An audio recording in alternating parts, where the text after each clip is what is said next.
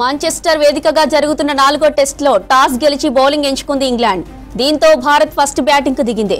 England జట్టు కేవలం ఒకే మార్పుతో బరిలోకి దిగింది. గాయపడిన స్పిన్నర్ బషీర్ స్థానంలో డాసిన్ ను జట్టులోకి తీసుకుంది. ఇక మరోవైపు టీమిండియా మాత్రం 3 మార్పులు చేసింది. ఆల్రౌండర్ నితీష్ కుమార్ కు గాయం కావడంతో శార్దుల్ ను తిరిగి టీంలోకి తీసుకుంది. అలాగే ఆకాష్ దీప్ స్థానంలో ఫాస్ట్ బౌలర్ అన్షుల్ కాంబోజ్ ను ఎంపిక చేసింది. 3 టెస్టుల్లో విఫలమైన కరణ్ నాయర్ స్థానంలో సాయి సుదర్శన్ ను సెలెక్ట్ చేసింది టీం మేనేజ్మెంట్. మాంచెస్టర్ వాతావరణం కూల్ గా ఉండడంతో పిచ్ బౌలింగ్ కు అనుకూలించనుంది.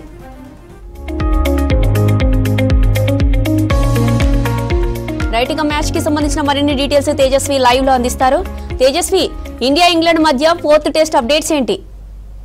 రైట్ జ్యోతి, ఆండర్సన్ టెండూల్కర్ ట్రోఫీలో భాగంగా ఈ రోజు అయితే 4వ మ్యాచ్ స్టార్ట్ అయింది. ఈ టెస్ట్ మ్యాచ్ ఏదైతే ఉందో ఈ మ్యాచ్లో మనం చూసుకున్నట్లయితే లాస్ట్ 3 మ్యాచెస్ ఇండియా చాలా డామినేట్ చేసింది. కానీ ఇండియాకి లక్ కలిసి రాలేదనే చెప్పాలి. ఓన్లీ ఎడ్బాస్టన్లో జరిగిన ఒక మ్యాచ్లో మాత్రమే ఇండియా గెలవడం జరిగింది. అండ్ ఇంగ్లాండ్ 2 మ్యాచ్ల్లో ఇంగ్లాండ్ కంటే ఇండియా మంచి పర్ఫార్మెన్స్ ఇచ్చినప్పటికీ ఎక్కడో మనకు కొంత లక్ ఫేవర్ చేయలేదు. అండ్ ఈ రోజు మ్యాచ్లో కూడా వీళ్ళు ఇంగ్లాండ్ 4వసారి వరుసగా ఈ 3 మ్యాచ్ల్లోనూ ఇంగ్లాండే టాస్ గెలవడం జరిగింది. అండ్ ఈ రోజు మ్యాచ్లో కూడా ఇంగ్లాండ్ 4th టైం టాస్ గెలిచి ఈసారి బౌలింగ్ ఎంచుకోవడం జరిగింది. జనరల్గా ఈ మాంచెస్టర్లో ఓల్డ్ ట్రాఫర్డ్ క్రికెట్ స్టేడియంలో ఇంతవరకు ఫస్ట్ బౌలింగ్ చేసిన ఏ టీము గెలిచిన రికార్డ్స్ లేవు. కానీ ఈరోజు అక్కడ క్లైమేటిక్ కండిషన్స్ అండ్ అక్కడ పిచ్ కండిషన్స్ని బేస్ చేసుకొని ఇంగ్లాండ్ టాస్ గెలిచి బౌలింగ్ చూస్ చేసుకోవడం జరిగింది. అండ్ ఇండియా ఫస్ట్ బ్యాటింగ్కి కూడా దిగడం జరిగింది.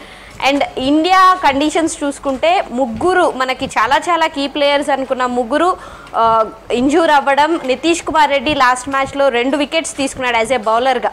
అంటే బ్యాటర్గా కొంతవరకు ఫెయిల్ అయినప్పటికీ బౌలర్గా కీ వికెట్స్ అందించాడు.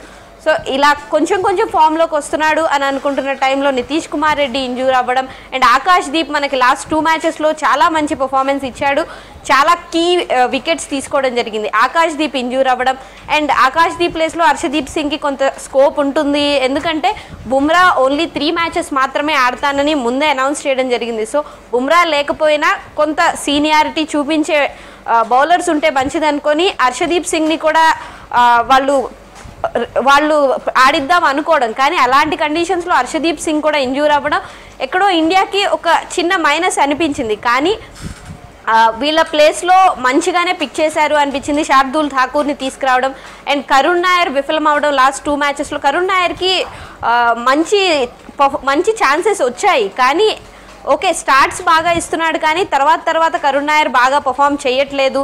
దాన్ని 50స్కి 100స్కి కన్వర్ట్ చేయలేకపోతున్నాడు. సో ఎక్కడో ఇంకా ఈ మ్యాచ్ కీ కాబట్టి ఖచ్చితంగా ఈ మ్యాచ్ గెలిచి తీరాలి. ఇండియా రేస్లో ఉండాలి అంటే ఈ మ్యాచ్ కనుక ఓడిపోతే నెక్స్ట్ మ్యాచ్ ఆడినా ఆడకపోయినా పెద్ద యూజ్ ఉండదు. సో ఈ మ్యాచ్ అయితే డ్రా అవ్వాలి, లేదంటే మ్యాచ్ ఖచ్చితంగా ఇండియా గెలవాల్సిన పరిస్థితి ఉంది. కాబట్టి పికింగ్స్ అనేవి చాలా బాగా చేశారు. సాయి సుదర్శన్ని తిరిగి తీసుకురావడం. సాయి సుదర్శన్ ఈ సిరీస్లోనే డెబ్యూ చేయడం జరిగింది. అండ్ సాయి సుదర్శన్ ఫస్ట్ మ్యాచ్లో డకౌట్ అయ్యాడు అండ్ తనకి ఛాన్సెస్ దొరకలేదు. సో ఈరోజు ఖచ్చితంగా 3rd ప్లేస్లో వచ్చాడు కాబట్టి సాయి సుదర్శన్ కూడా మంచిగా పర్ఫామ్ చేయాలి. అండ్ ఓపెనర్స్ కేఎల్ రాహుల్ కానీ అండ్ యశస్వి జైస్వాల్ వీళ్ళిద్దరూ మంచి స్టార్ట్స్ ఇస్తే, యశస్వి జైస్వాల్ జనరల్గా చాలా అగ్రెసివ్గా ఆడుతుంటాడు. కానీ ఇక్కడ పిచ్ కండిషన్ చూస్తే బ్యాటింగ్కి అంత అనుకూలంగా అనిపించట్లేదు. కాబట్టి తన స్టైల్లో ఆడకుండా కొంతవరకు కేఎల్ రాహుల్కి సపోర్ట్ ఇస్తూ మంచి స్టార్ట్ ఇస్తే కనుక తను 50 వరకు రీచ్ అయ్యాడంటే ఆటోమేటిక్గా సెంచరీస్, తన కన్వర్షన్ రేట్ అనేది చాలా బాగుంటుంది. సో అందుకని యశస్వి జైస్వాల్ కొంత పేషెన్స్ చూపించి స్టార్టింగ్ ఆడితే ఖచ్చితంగా ఇండియాకైతే గెలిచే ఛాన్సెస్ ఉన్నాయి. అండ్ ఏదైతే ఈ క్రికెట్ స్టేడియంలో ఇంతవరకు ఇండియా ఒక్క మ్యాచ్ కూడా గెలిచిన రికార్డ్స్ లేవు. మాంచెస్టర్లో ఇంతకుముందు ఎడ్బాస్టన్లో కూడా ఒక్క మ్యాచ్ కూడా గెలిచిన రికార్డ్స్ లేవు. కానీ దాన్ని తిరగరాశారు కాబట్టి మళ్ళీ అదే రిపీట్ అవుతుంది. అండ్ ఈ మ్యాచ్ అయితే ఖచ్చితంగా గెలిచి ఆ రేస్లో ఉంటారు.